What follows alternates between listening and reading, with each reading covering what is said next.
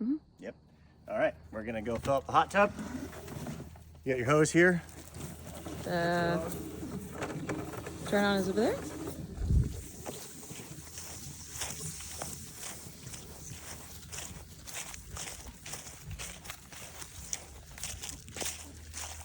And what you'll do is you'll take the hose, open, put it in. To our luck, we actually already had it filled.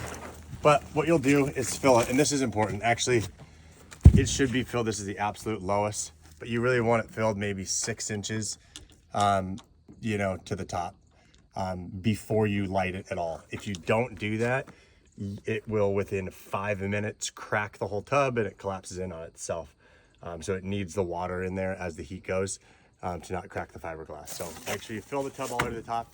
It takes, if it's empty, it takes about 50 minutes. And you just, you know, put the hose on, turn it on, set a timer, come back in 50 minutes, and just adjust accordingly. You know, if you fill too much, it's not the end of the world. You're just gonna have to, you know, throw water out of it.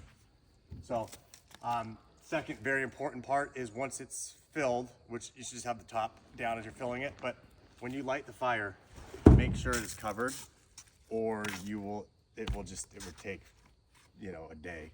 So if it's covered, Contain the heat, this whole process should take maybe 2.5 to 3 hours to get it to 104 degrees. A couple things about the hot tub, you know, there's no regulation on it. It's a wood-fired hot tub. So at about 2 hours, come and check it. You know, if you like your hot tub a little colder, you can stop it. You know, if it starts to get too hot, you just keep it open and let it cool off, and it'll kind of cool back down in temperature. You know, if you keep adding wood, you know, it'll keep getting hotter. So just be mindful. Yeah. All right, let's make a fire. Gather some supplies from the sauna. Yep. Either wood from the shed or wood stacked in there. Get your cardboard, get your bricks, get your lighter, and your fire starter. Similar process.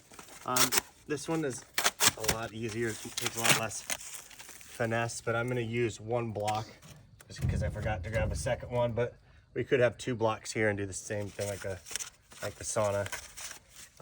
I'll put some kindling in here.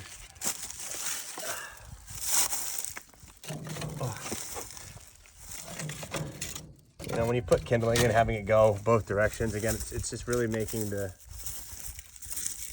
you know, making the fire be able to breathe.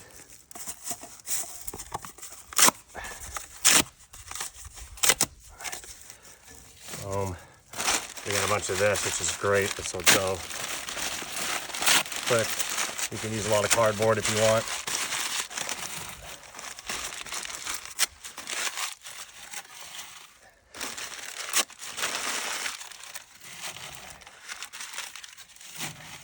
And again, same kind of thing. We'll take the fire starter and put it right down here. Now, we take some wood bricks, and this is where you have a little more room to play with than the sauna, where you could go in and make like a little log cabin, if you will. I'll kind of put it in, get in it. All right, there we go. You know, it's a little trap, but as long as it has air to breathe, right, to kind of come through. Some more kindling. But you always kind of want to keep a hole there. I mean, if I could, I'd get that sideways, but that should do.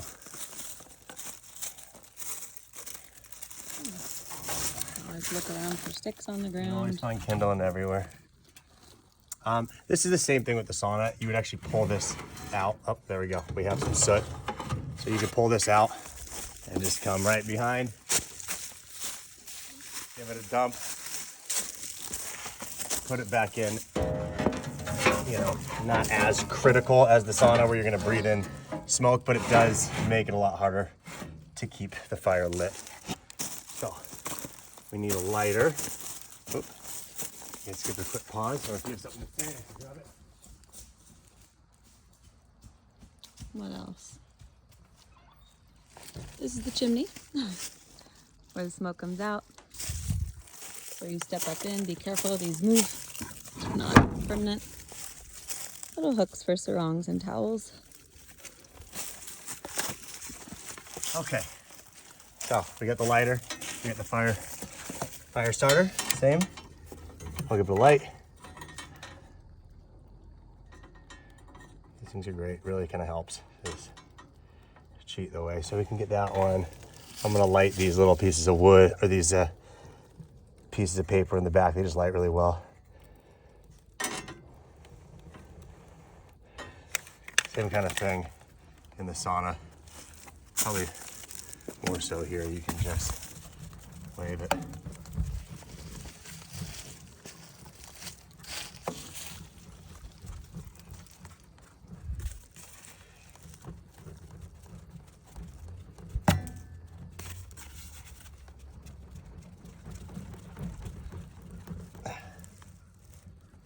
That thing is almost lit.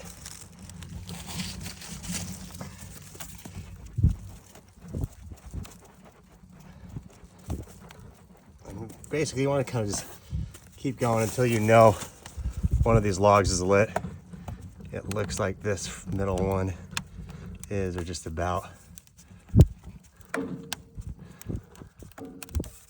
And on this, you'll want to come check it every 30 minutes. Just come check it. I mean, you can also, if you build it right, you can walk away for, an hour and a half and come back, and if there's coals there, just add more. But if you're watching this and you have enough small pieces of wood, you should be able to get this lit in that temperature.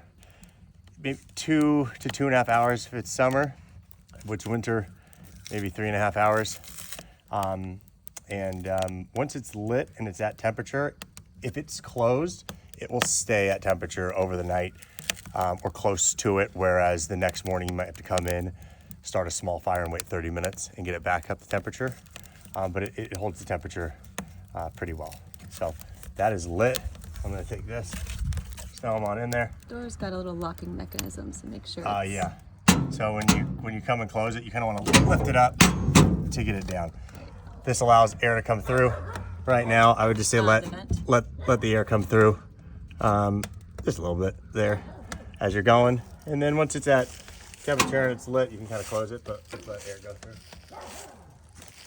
Yeah, go in the house, you can look outside, keep an eye on your fires, you'll be able to see the flames from inside.